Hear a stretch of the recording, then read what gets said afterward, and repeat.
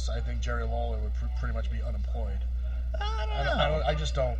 I mean, now he did his little heel turn on SmackDown, but it's hard to say. I like that new guy, Mauro Ranallo, on SmackDown. He's pretty good. But I would say for the people who really love like the Jerry and JR, whatever, go back and really, like you said, listen to Gorilla and Heenan, because that was, for my money, the best announced team that there was. Now let me ask you something about Jerry Lawler himself. As a broadcaster and a wrestler. Sure. He obviously is a WWE Hall of Famer. Sure. Some will say an absolute no-brainer. Mm-hmm. But yet, if you look back at his credentials within the WWE, he did nothing. He won no titles. Right. And well, I think they have him down as a 6-time Royal Rumble. I mean, if you saw him in the last Royal Rumble, they had Booker T, Hall of Famer, 6-time World Champion, this many time Tag Team Champion, former King of the Ring. Sure. They'll go to that JBL not yet Hall of Fame, supposed to happen this year, but this many time Heavyweight Champion, Intercontinental Champion, blah blah blah. Then you go to Jerry Lawler, and they're like Hall of Famer Jerry Lawler, 6-time Royal Rumble contestant. Memphis hero. Right. That was the two captions that they had for him. But I think you got to look at it as there's a difference between gimmick credentials and actual credentials, I guess. And I think WWE should do a little better job of promoting their own guy within their own company. You're selling. All right, yeah, he was in the Royal Rumble 6-time, but really a Memphis hero. You couldn't think of anything else WWE wise. Well, by the time 20-year broadcaster, just. Well, I think by making him a competitor, they had to list his competition credentials, and they couldn't put wrestled Andy Kaufman a bunch of times. Yeah. Well, they couldn't put 27-time world champion. Sure, but then they'd have to recognize the belts on other promotions and what have you. But I think, if you're asking me what I think of the man's credentials, the man's had a ridiculously... He's a Hall of Famer, I just don't think... He's prolific. He's one of the few guys that transitioned from wrestler to commentator and didn't suck at it. I just think this day and age with WWE... I know Dave Swan right now is licking his chops, wants to get in here and yell at me. I don't know. But I think WWE needs to take care of their people a little bit better than they have been, and just putting stupid little bubbles of information that has nothing to do with WWE is not the way of doing it. People are watching Jerry Lawler because of what he did in WWE. Most of the fan base that watches WWE now probably doesn't remember Jerry Lawler before WWE. Oh, absolutely not. So keep the information strictly to WWE. If the fans want to know any more, they can get the network for $9.99. How much? $9.99. Wow. And get a free pay-per-view. I will say this. I'm looking at it now. Like, I'm about to be 33 years old this year, and I'm way over the WWE demo. They're not catering to me anymore. Nope. I know things that happened in the WWE and in the pre-Attitude Era, which they don't even really. And you know what? More power to them, because they were a totally different company back then. They were not this. Broadcasting in how many 100-some-odd countries. It's an unbelievable expansion that they've really managed to just attain just global dominance and wipe out competition. I mean, it's kind of talking about it like a foreign animal at this point, because if you're going to talk wrestling, it's almost like you have to talk wrestling and then talk WWE. It's a totally different... Yeah, well, it's WWE and everybody, and then everybody else. Sure. And to me, I feel that's a shame. Because I felt WCW, when they were around, you had the Monday Night Wars, WCW and WWE pushed each other. For a while. They had to raise the bar. One had to raise the bar, the other one had to follow. WCW and WWF at the time pushed each other for a while. Yeah. And then, But that was the best. And then... wrestling you would get to see. And then Courtney Cox's husband won a belt, and it all went to crap. I mean, it's you can't sum it up in one thing, but it's... I could go into that whole era forever, but... Well, I mean, WCW sunk themselves with that stupid decisions, Shockmaster, RoboCop, the Yeti, guaranteed contracts. We could go on forever. The Titanic didn't get where it needed to go before that sank. So, where Vince McMahon waited out the storm, and he did it his way. Honestly, smartest thing he ever did was build his own guys. It's really, you talk about the Attitude Era, you talk about this, that, the other thing. He stuck to building his own guys. and not just bringing in guys. Ultimately, though, it's really, and it's the same thing with indie wrestling now, and people say that indie wrestling is saturated, and I disagree with that. Yeah, it is, it's a consumer product. The fans are going to dictate what sinks and what floats. The fans are going to dictate what succeeds and what fails.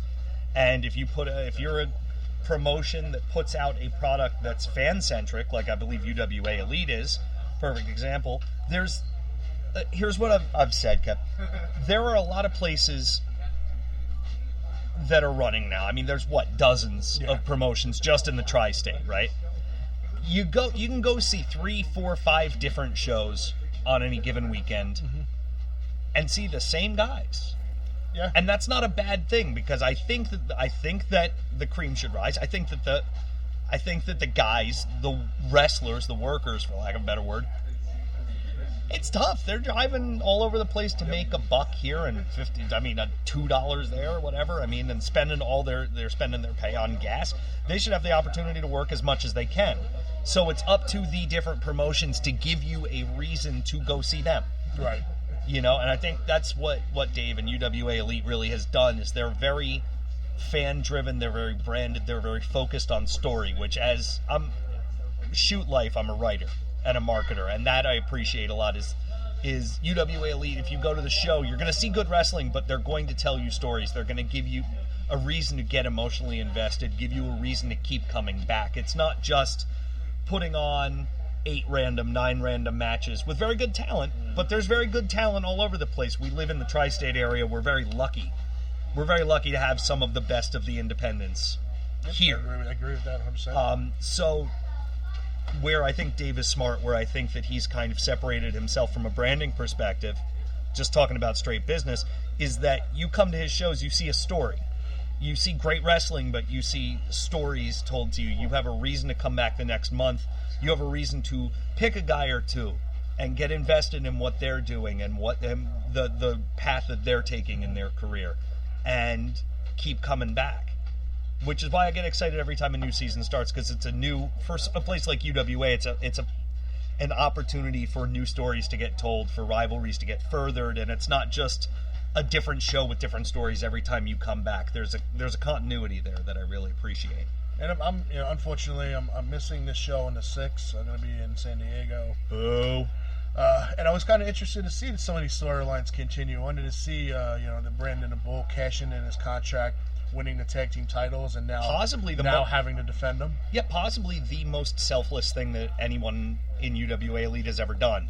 For those of you who are unaware, we have a golden ticket every year where someone wins an opportunity to cash that ticket in for a championship opportunity of their choosing. Brandon the Bull, the first guy to choose to cash that in with a partner for a tag team opportunity, become tag team champions, when he could have furthered a singles career for himself. Just a very selfless move. We'll see if it pays off or pays dividends. The tag team division, and we'll talk about that, it's going to be super deep in UWA Elite this year.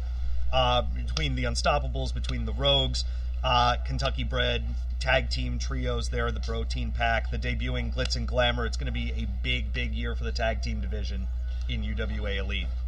And it's the thing that made me a little bit more surprised about the cashing in and the tag team is a young guy. Right.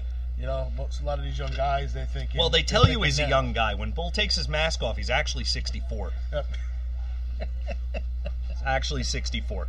That's why nobody recognizes him when he walks out the door. Oh, I'm sorry. No, he is a young guy. That's the IQ. I'm looking at his IQ. Is 64. I can't get rid of the heel tendencies. I'm very sorry. No, Bull is for a young wrestler, he's got all the tools. He's got all the height and the size and the athleticism.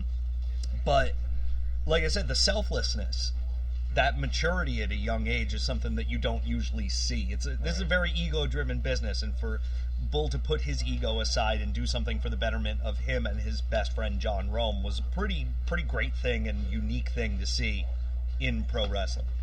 Now let's talk a little bit about the current reigning and defending heavyweight champion.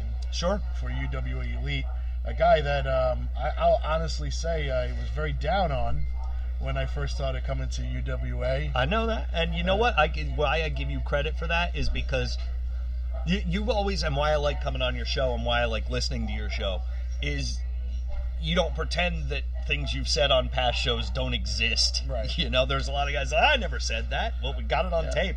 And I also want to be that guy where, you know, say I go and I rate a show. I go see the show. Sure. I give a recap. I give my opinion.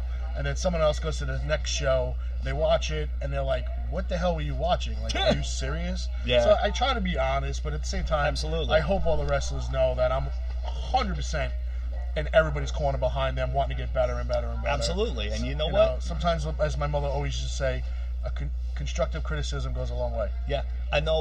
Not that we ever wanted to hear that from our parents. Oh God, but you know what? When you get older, you appreciate it. And I'm still learning behind commentary desk. Like I just have been lucky enough to be joined on commentary at UWA by Eric Corvus, who knows and has forgotten more in his 15-year career than I've started to learn yet. And, you know, it doesn't matter that I've been on commentary for going on 5 years at UWA. That still makes me super, super green. And I got a lot to learn. I have a lot to learn. And, you know, between matches, he'll just be like, look, do this next time. And I take everything. And so, I mean, I'm saying we all have things that we need to learn. And the only way that we're going to learn is getting that criticism. So you were talking about talking about our man Hedges, UWA League champion. I came to a show earlier in 2015. It was at the Middlesex County Fair. Yeah, it was. And watched him over with the crowd, and I couldn't believe my eyes. I was just like, wow, this guy just pulled a 180 in about 6 months. Sure did. So not only it changed his gear, it changed his persona, it changed everything, and the work ethic was noticeable. Absolutely. And I'll tell you what, here's a guy, I'll talk about him like he isn't within earshot. There's a guy who always was unlike Brandon the Bull. He took a very selfish road in 2011. He turned his back on the fans that helped get him to the point that he was at that time, and really went into business for himself. Became a rebel, became just an ass kicker and a member of an uprising. And really, all that changed is that he took all that rage that he was focusing outwards, and he turned it in on himself, and he just turned it into a drive and a motivator, and said, you know what, if I can expend all this energy blaming other people, or I can turn it inward and really kick my own behind, and get where I need to go. And I'd say for the last 6-7 months, he's looked pretty unbeatable. Really, I mean, he is. I'm trying to compare him to someone in UWA. I don't think that we have seen Eric Corvus, very long reigning champion, but as far as physical dominance and ability to withstand punishment and dish punishment out, we have not had a physically dominant champion like Hedges since Kyle the Beast in 2013. Mm-hmm. Now, Middlesex County Fair, if I'm correct, that's where he won the title. Absolutely. He won the Crossroads tournament, did Hedges, which is a pretty grueling 3-round format. You've got to win a quarterfinal, semifinal, and then a fatal 4-way elimination final to get a number 1 contendership. Cashed that in at the Middlesex County Fair, beat Brian Brass in front of a couple hundred people, went on to beat Joey Adams to retain the title in front of a crowd that aggregated to about 1,000. It's nuts. This is the biggest crowd that we've had for UWA. Has gone on to defend against the likes of Corey Dillinger, Joey Adams again, defended against Bose at last breath. That was a very physical encounter. Very physical encounter. Saw the use of tacks, tables, chairs, unbelievable stuff.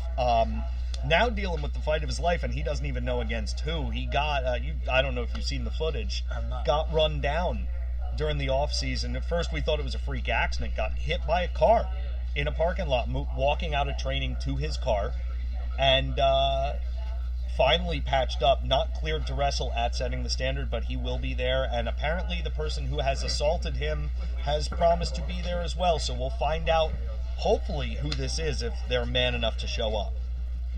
Yeah. That's interesting. I knew about the accident and didn't know that someone took credit for it. Well, here's the thing. They're taking credit for it in the way that most, cowardly terrorists take credit for things without a name. But, there's been rumor and speculation, but I don't think anybody's going to know until February 6th as to what actually happened. So hopefully we get some answers And hopefully whoever it is man enough to step in there with the champ and take responsibility for his actions. Okay, let's move on to another superstar, a former champion.